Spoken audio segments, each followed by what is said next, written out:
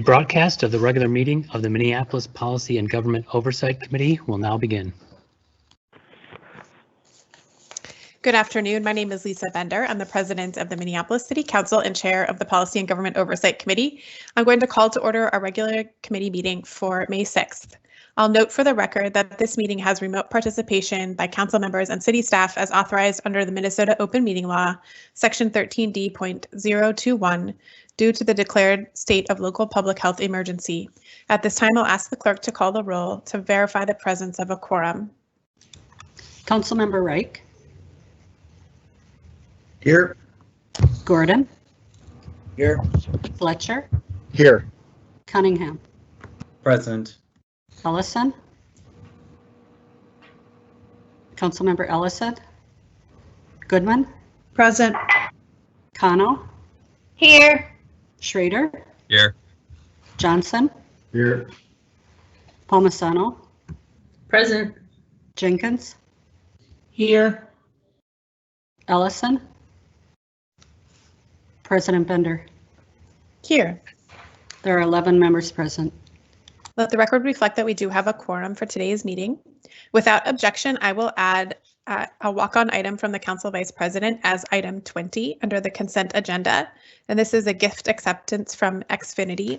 Mr. Carl emailed the materials to the council just prior to this meeting, so you should all have that in your inbox. The first order of business is public hearings, and we have two public hearings on the agenda today. The first hearing is on the creation of a housing, the amendment of a housing improvement area for Summit House, which includes several items. First, the ordinance amending Chapter 421 of the Code to establish a new housing improvement area. And second, two resolutions which approve of the housing improvement fee and authorize the issuance and sale of bonds to finance the project. And finally, authorization of agreements with the Summit Homes Association and Western Alliance Bank to facilitate project financing. Before I open the public hearing, I'll ask CPED to make a brief presentation about this project. And I'll note that there was one change to the materials that went out in the packet, which I'm sure staff will highlight as well. Good afternoon, Council President Bender and committee members. My name is Arlene Robinson, Senior Project Coordinator in CPED Residential Finance.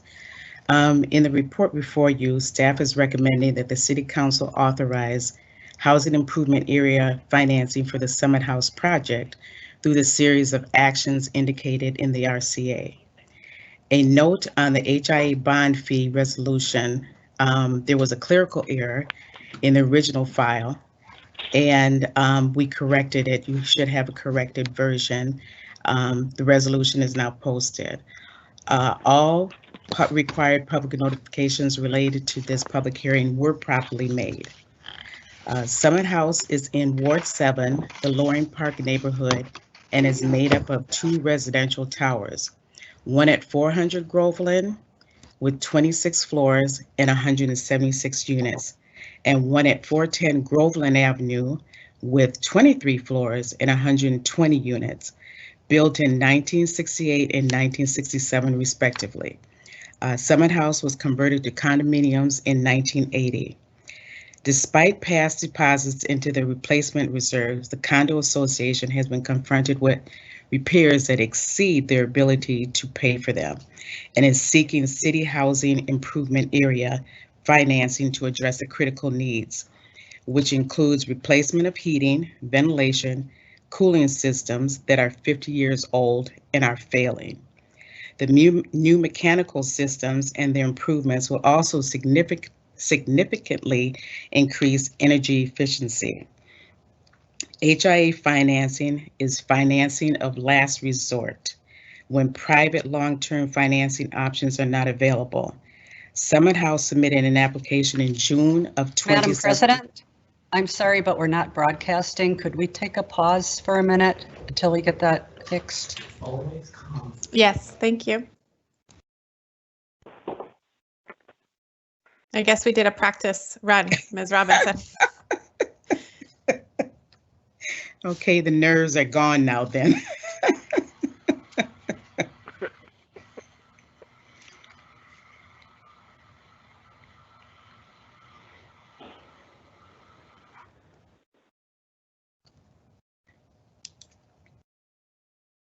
exceed their ability to pay for them, and is seeking city housing improvement area financing to address the critical needs.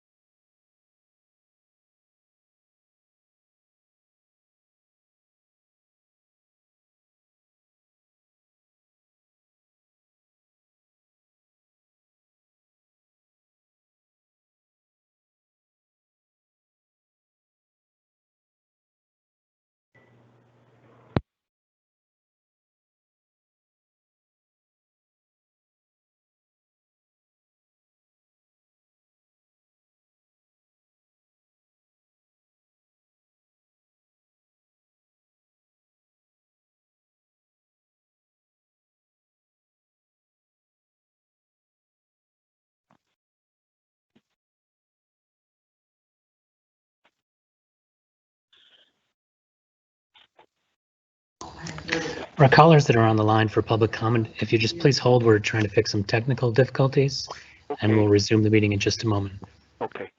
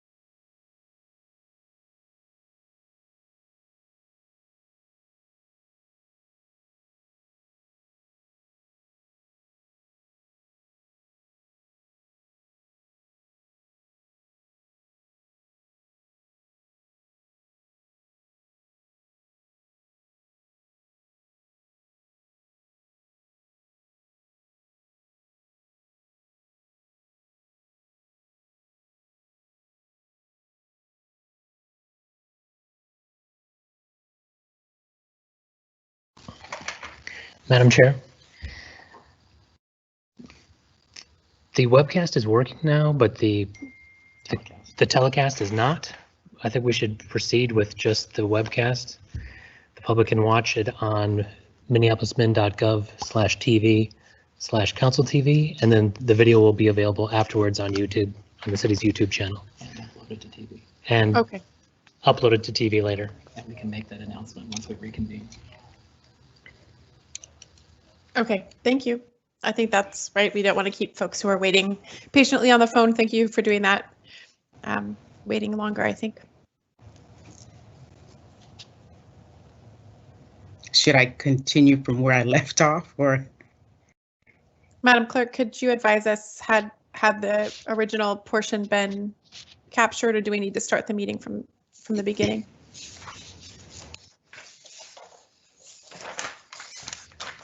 Just start with the presentation. We can just start from the presentation, the beginning of the presentation.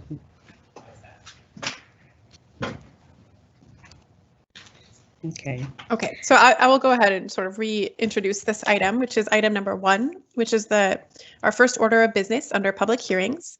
This item is on the Summit House Housing Improvement Area Ordinance, and I will turn it over to our CPED staff for the details. Thank you, Ms. Robinson. Good afternoon, Councilmember Bender and committee members. My name is Arlene Robinson, Senior Project Coordinator in CPED Residential Finance. In the report before you, staff is recommending that the City Council authorize housing improvement area financing for Summit House project through the series of actions indicated in the RCA. A note on the HIA bond fee resolution had a clerical error and in the original file, and you do now have the corrected version of the resolution. All required public notifications related to this public hearing were properly made. Summit House is in Ward 7, the Loring Park neighborhood, and is made up of 2 residential towers, one at 400 Groveland Avenue with 26 floors and 177 units, and one at 410 Groveland Avenue with 23 floors and 120 units, built in 1968 and 1967 respectively. Summit House was converted to condominiums in 1980. Despite past deposits into the replacement reserve, the condo association has been confronted by repairs that exceed their ability to pay for them and is seeking City Housing Improvement Area, HIA, financing to address critical needs, including replacement of heating, ventilation, and cooling systems that are over 50 years old and are failing. The new mechanical systems and other improvements will also significantly increase energy efficiency. HIA financing is financing of last resort when private long-term financing options are not available. Summit House submitted an application in June of 2017 and now meets all the guidelines and criteria, minimum criteria of the city's HIA policy, including exceeding the requirement that 75% of residents sign a petition supporting the HIA financing. To date, the association has received signed petitions from 260 owners, which is 87.5% of the homeowners. Based on bids, the total project cost is approximately $21.2 million. The association will allocate this cost to each of the 297 units based on each unit's interest in the property. HIA financing requires a public hearing, and notice of this public hearing was sent to all owners. If HIA financing is approved, each owner has 2 options: prepay in full to the association by August 31st, 2021, or finance their portion through HIA financing.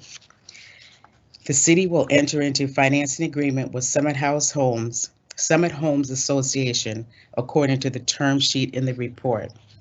Western Alliance Bank will issue a short-term construction loan to the association. The association will pay for the repairs and the construction loan proceeds, reserves, and any cash received from prepaid condo owners. When the project is complete, the city will issue long-term general obligation bonds or a loan, and proceeds will be used to pay off the construction loan with Western Alliance Bank and cover other financing costs and reserves. When the project is completed in 2021, the city will impose HIA fees on each condo unit. Fees will vary between $4,300 and $11,200 per year, with 97% of the units paying an annual fee between $4,300 and $6,900. The city will have first lien on the property in the event of foreclosure. The city received one written public comment that raises concerns related to COVID-19. Although the city is involved in the financing of the construction activity, the agreements related to COVID-19 construction protocols are between the Condo Association Board and their selected contractors. We urge them to agree on terms for completing the work consistent with best known practices for the residents and the worker protection. With that, I will take any questions you may have. Thank you, Ms. Robinson. Are there any questions from my colleagues before we open the public hearing? I don't see any, so we will go ahead and open the public hearing. We have a number of speakers who've called in. The first is Kavita Dakoji.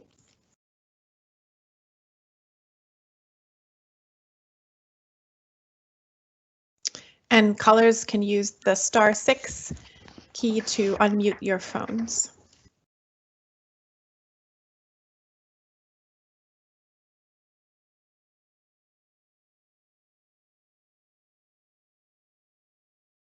I think I'll go ahead and see if the second caller is ready to go, which is Cynthia Friedman, and we'll make sure to take all the speakers as we go.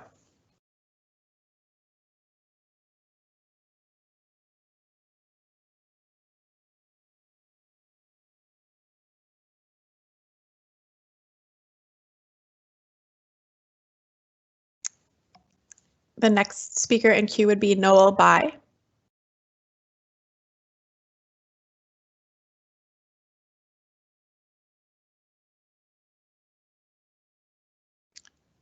Again, speakers can use *6 to unmute their phones. Madam Clerk, can we still tell if the speakers are on the line with us?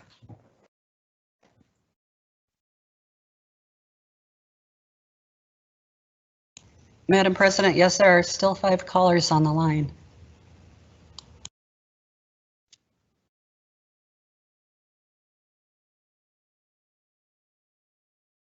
All right, I'll invite anyone who's on the line to go ahead and push *6 and introduce yourselves and offer the public comment.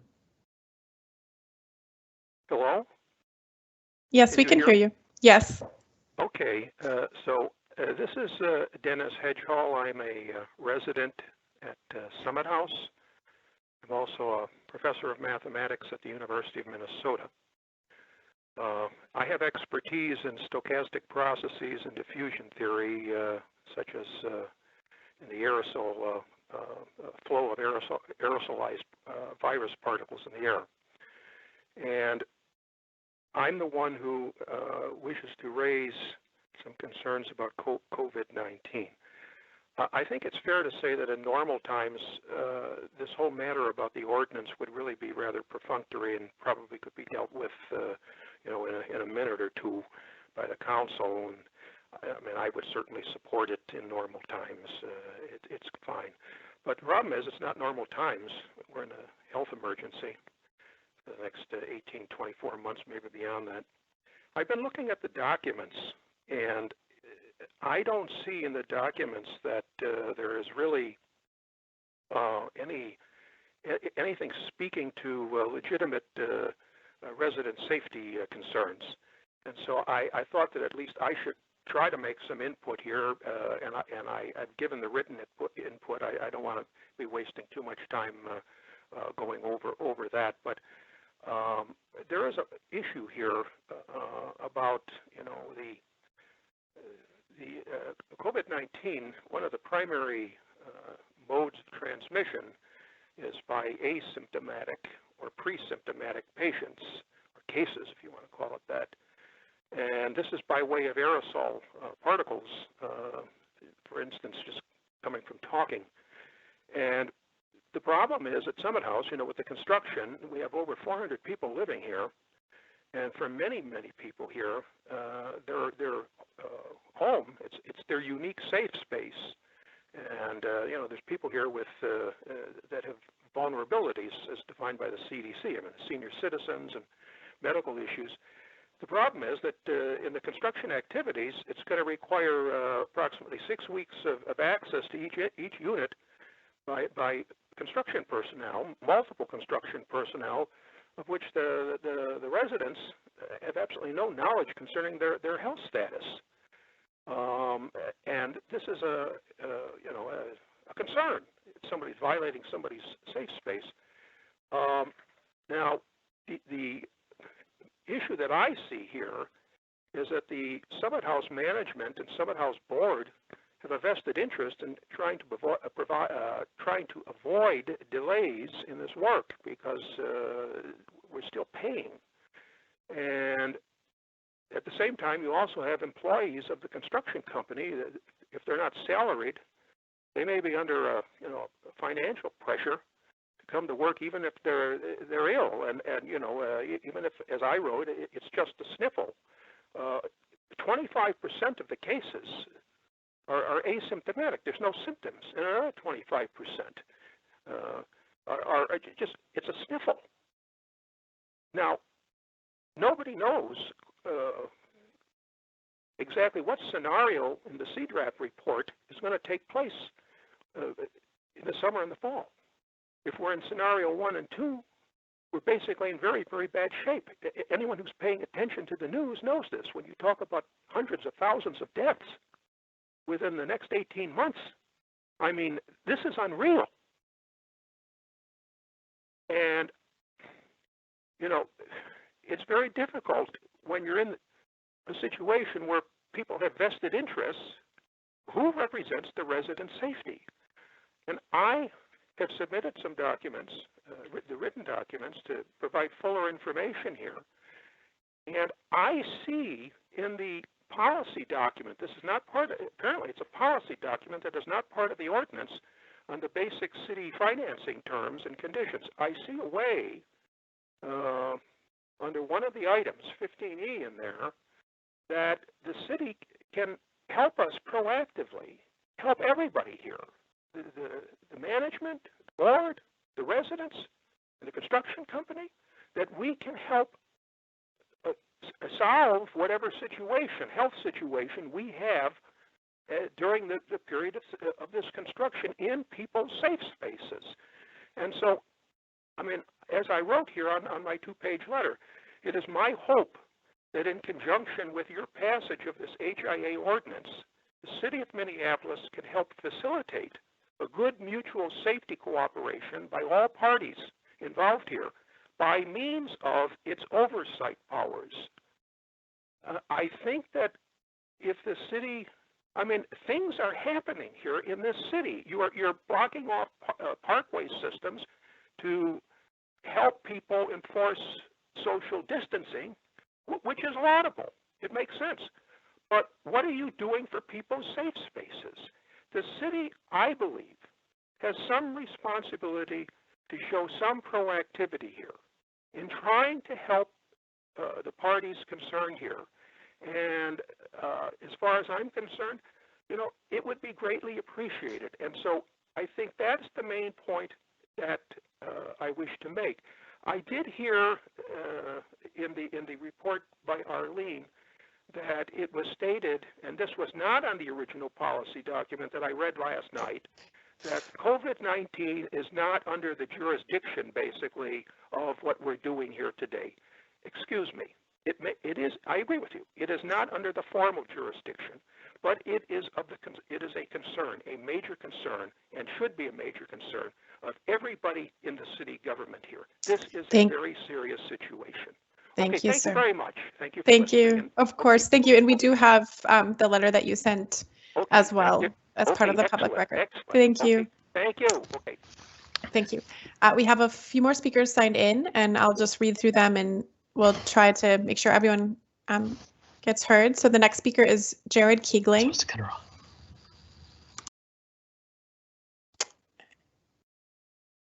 And each person can push *6 to unmute. We also have Michael Mingo.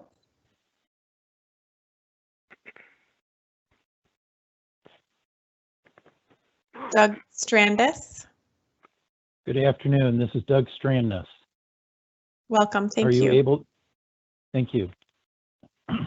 I am a consultant to the association. I have worked closely with all the parties to the project since the beginning of the project. I have 4 comments regarding COVID-19. First of all parties to the project are taking the COVID-19 crisis very, very seriously. Secondly, all work in homeowners' units has been delayed until at least Monday, July 6th because of the COVID-19 crisis. Third, CPMI is the construction manager for the project. CPMI is a national organization. They have extensive experience on large complex projects. CPMI has been and continues to work closely with the association to develop and implement robust COVID-19 protocols. As an example, this evening, CPMI is meeting with the board in a work session whose whole focus is continuing to work on the COVID-19 protocols. Comment 4, the construction workers on the project are as concerned as anyone about the COVID-19 risks, and these concerns have been repeatedly expressed. It is part of the reason for the delay to at least July 6th. The workers have made it clear that they will not proceed with their work until they are satisfied with the protocol. Those are my comments. Thank you. Thank you, sir. I have listed off all of the names that we have signed in. Is there anyone else on the line who wants to speak? We have Jared Keeling on the line. Jared Keeling, if you press *6 to unmute. We're here, but don't have any comments. No problem. Thank you. Anyone else who would like to speak? Last call for comments.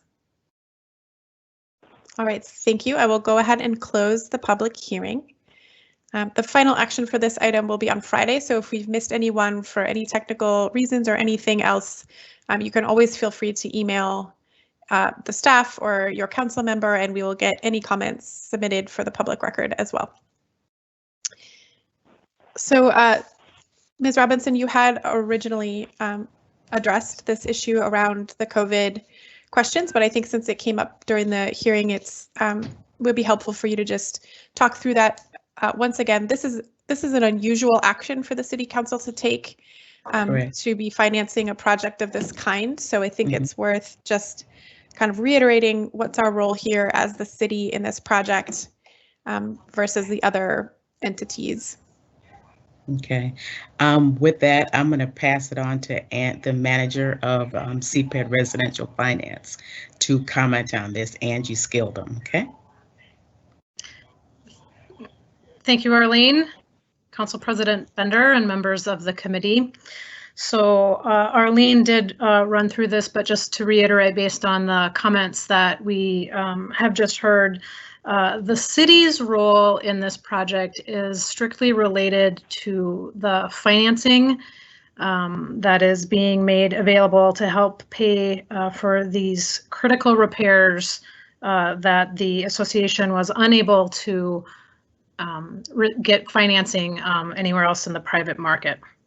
The appropriate place for any agreements to be negotiated related to COVID-19 or any other construction safety measures is between the Association Board of Directors and their selected contractors. We have discussed this with the City Attorney's Office, and that is the advice that we have received about that issue. And again, we encourage them to continue those conversations such that we just heard that are already underway. Thank you.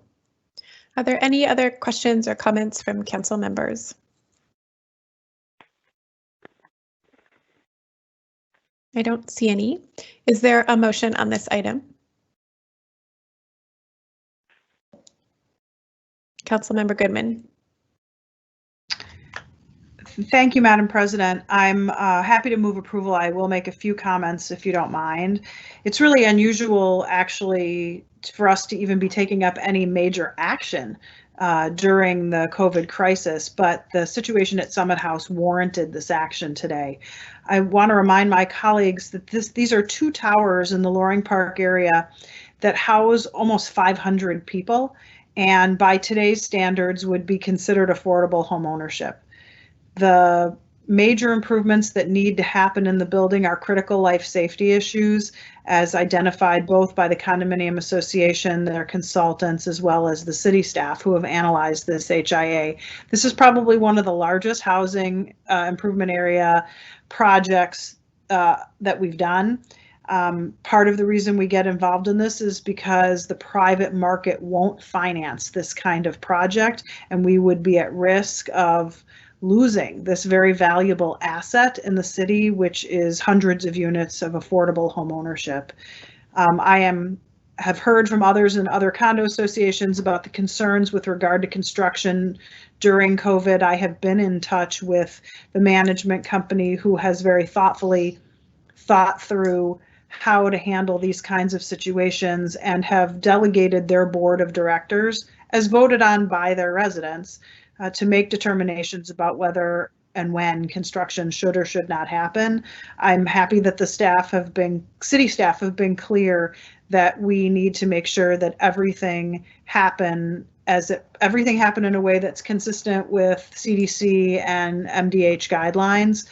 And I appreciate Dennis bringing up this issue. I've heard it before in other buildings as well. I've also spoken with the city attorney's office, the mayor's office, and others about whether or not we as a city have the right to be telling condominium associations they cannot do construction.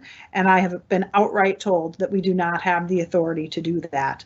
The governor's order actually calls construction an essential service, and we don't run condo associations. The boards of directors do. So I am happy that we have ensured that guidelines are being met, but we are not going to be in a position to tell them any more than we already have, as well as enforce those kinds of actions. This is an effort to try to deal with the health, life, and safety issues of this building. And as my colleagues heard, I mean, some of these residents are going to be paying $6,000 a year for many years. So I don't think that they do this lightly. Perhaps some of these assessments will be as much as the value of some of these units. So this is a case where this is a desperate situation where this work needs to happen, and we're stepping in to be able to finance it because we are the financer of last resort, and that is our role here. So for those reasons, I'm going to move approval this morning and thank everyone who has been involved in trying to get this financing together so that we can preserve this very valuable asset of affordable home ownership in the city. Thank you. And I'll go ahead and second the motion to have it fully on the table. Council Vice President Jenkins. Thank you, Madam President. I'm just wanting to know what is the criteria for the housing improvement area process? And I mean, I just know that there are so many other condos that are going to be facing these same kinds of issues. And, you know, what's the criteria, just so that, you know, when I hear from condo associations, I can be able to explain this fully. Thank you. I see Councilmember Goodman in queue, and I know staff could also help answer the question. Councilmember Goodman, do you want to go first? I do. Thank you, Madam Chair. I was the author of this ordinance about 15 years ago, so I know a lot about it. The big issue here, Councilmember Jenkins, is when there are major life and safety issues in buildings that no bank will lend an association money to fix. So they actually have to have 3 legitimate efforts and rejections from private financial institutions or public financial institutions saying that they will not finance this. In addition to that, they then have to, after knowing what the costs would be to every individual owner, they have to get petition signatures in excess of 75% of all of the residents who will be assessed for these improvements. So this is actually not a subsidy to this condo, because they'll have to be not only paying back the cost of the improvements, but the costs associated with issuing bonds.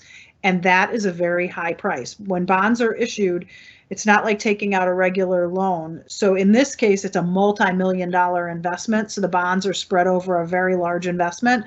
But projects that come in under several $1,000,000 don't make sense for housing improvement area financing, because often the bonds is about equal to what the improvements were.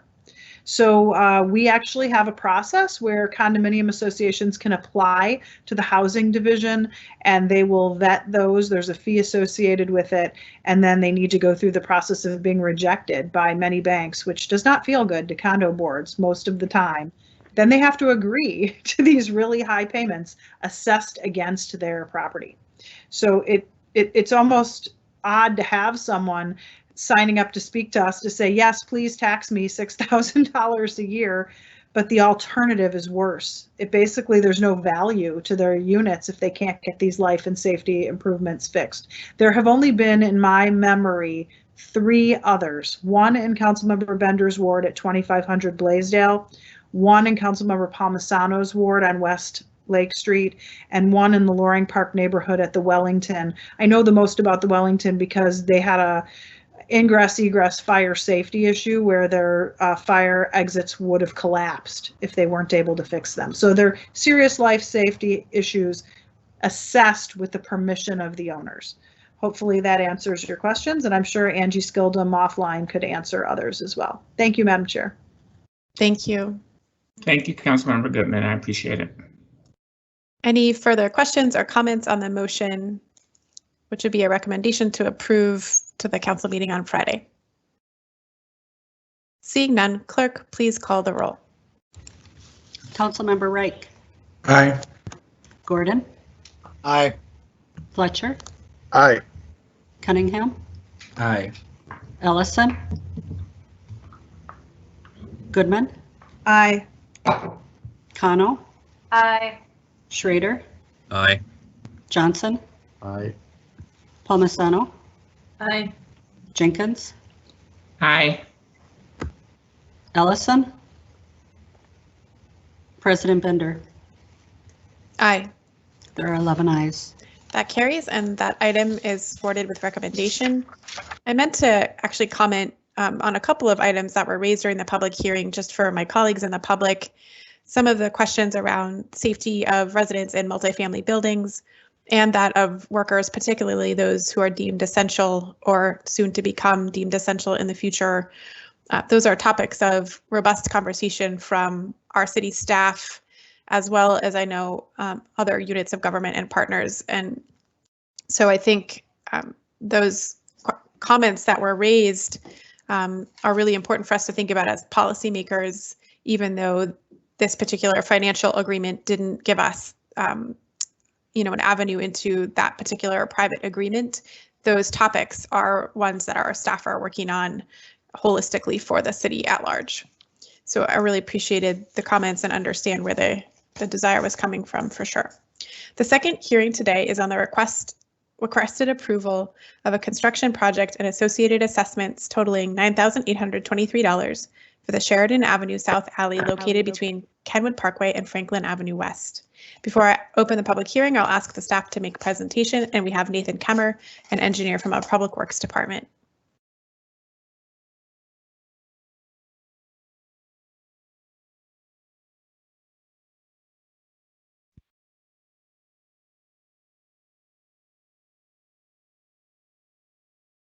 Do we have Public Works ready to go with this presentation?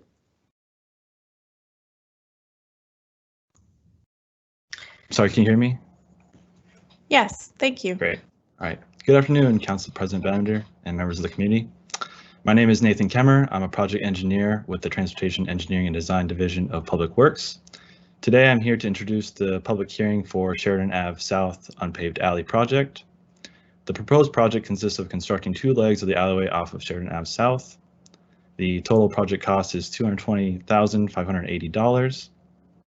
As with every capital improvement paving project, this project includes a special assessment. For alley projects, only the parcels abutting the alley improvement are assessed. The total amount of assessments for the project is $9,823. This is based on the 2020 uniform assessment rate of 29 cents per square foot of assessed parcels. These assessment payments are spread over a 10-year period beginning next year. The rest of the funding sources are $150,000 in net debt bonds, and once the final project costs are available, any additional funding needed will be identified in the Capital Projects Fund. Staff has conducted numerous outreach activities throughout the planning and design of the project, a pre-assessment meeting to provide an overview of the project, discuss planned improvements, and answer any questions related to the assessment method and process was held on April 29th with 6 people attending.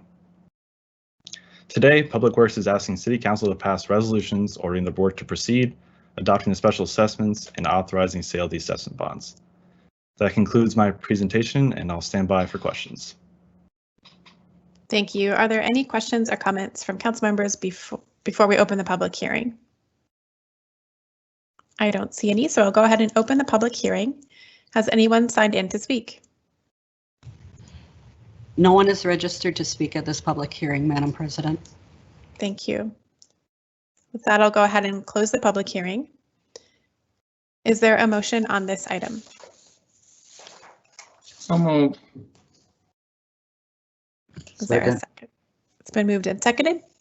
Any discussion? Seeing none, clerk, please call the roll. Councilmember Reich, Aye. Gordon, Aye. Fletcher, Aye. Cunningham, Aye. Ellison, Goodman, Aye. Cano, Aye. Schrader, Aye. Johnson, Aye. Palmisano, Aye. Jenkins, Aye. President Bender. Aye. There are 11 ayes. That carries, and that recommendation will be forwarded to the full council on Friday. That completes our 2 public hearings. The next order of business is the consent agenda. I will read the consent agenda items, and please feel free, any council member, to let me know if you'd like to pull any off for further discussion. There are now 18 items on the consent agenda, and I will read them for the record. Item 3 is the legal settlement of a workers' compensation claim by Kathy Lawler and the authorization of the city's attorney's office to execute any necessary documents. Items 4 through 8 are to set public hearings for land sales, all of which will be conducted at the regular meeting on May 20th, and those details are provided on the agenda. For item 4, we will be returning that item to staff to give more time for the due diligence related to that one project, but items 5 through 8 are recommended for approval at this time. Item 9 is a contract amendment for a total revised amount not to exceed $454,597 with the Technology Management Corporation for information technology and audiovisual services in connection with the Public Services Building.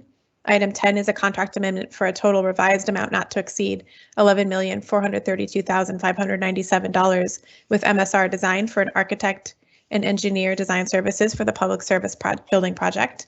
Item 11 is acceptance of additional emergency preparedness grant funding from the Minnesota Department of Health, totaling $271,774 to provide measurable and sustained progress in the implementation and execution of response capabilities for the period of July 1st of last year through June 30th, 2020. Item 12 amends the city's federal legislative agenda to include recommendations related to the support of local governments in response to the COVID-19 pandemic. Items 13 and 14 both pertain to contract amendments for the 10th Avenue Water Main River Crossing project. First with Black & Veatch for additional design and engineering services in a total revised amount not to exceed $1.7 million. And second with the engineering and construction innovations for a project change in a revised total amount not to exceed $16 million. Items 15, 16, and 17 all authorize various grant applications related to federal and state transportation funding opportunities as reflected on the agenda. Item 18 is authorization of a temporary construction agreement for property located at 2929 Hennepin Avenue in conjunction with the Girard Avenue South Street Reconstruction Project. And item 19 is acceptance of the sole bid from Bray Sales Incorporated for butterfly valves and actuators in an estimated amount of not to exceed $260,000 for 2 years in accordance with city specifications. And item 20 is the new additional item, which is acceptance of a gift from Xfinity for $9,560 for a donation related to census broadcasts to encourage folks to complete the 2020 census. Would anyone like to pull any items off for discussion or comment on the agenda items? Councilmember Fletcher. Thank you, President Bender. I'm looking at the resolution for the walk-on item, and it looks like maybe there's a copy and pasting error, or there's something I'm not totally understanding. In the final, therefore be it resolved clause, it indicates that the funds are hereby accepted and shall be used for leadership training for the city controller, which sounds like a very different purpose than what the rest of the resolution is describing. So can someone clarify for me, is there a leadership training for the city controller aspect of this, or was that in error and needs to be amended? Madam President, may I respond? Yes, thank you, Council Vice President. I absolutely believe that is in error. And there is no leadership aspect to this. There's actually no transfer of dollars. It is it's a televised PSA campaign to promote the 2020 census. So you are correct, Councilmember Fletcher. There is no leadership training aspect to this grant acceptance. May I move a friendly amendment then to strike the phrase "and shall be used for leadership training for the city controller" from the resolution? Amendment accepted.